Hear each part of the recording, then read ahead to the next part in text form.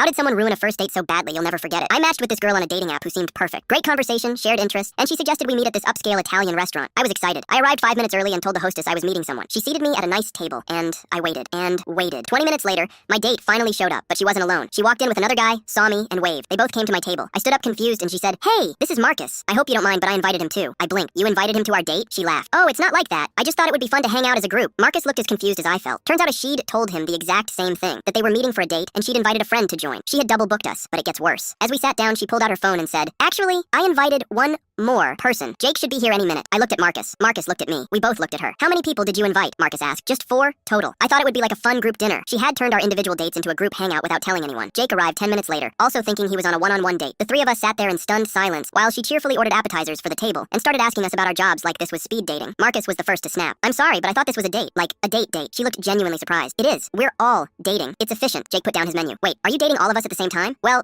yeah. Why limit yourself to one person when you can get to know multiple people?" I had to admire the honesty, if not the execution. That's when she dropped the real bomb. "Actually, this is kind of like an audition. I'm trying to decide who I want to go on a real date with." The entire table went silent. The waiter approached to take our order and immediately sensed the tension. Marcus stood up first. "I'm out." He threw a 20 on the table and left. Jake followed. "This is insane." Another 20, and he was gone. I sat there for a moment looking at her as she casually buttered a breadstick like nothing happened. "So," she said, "looks like you won by default. When do you want to plan our real date?" I stood up, put down my own 20 and said, "I think I'll pass on the prize." As I walked out, I heard her call the waiter over. "Can I get this to go? And do you guys validate parking?" A week later, she texted me asking if I knew any single guys she could meet.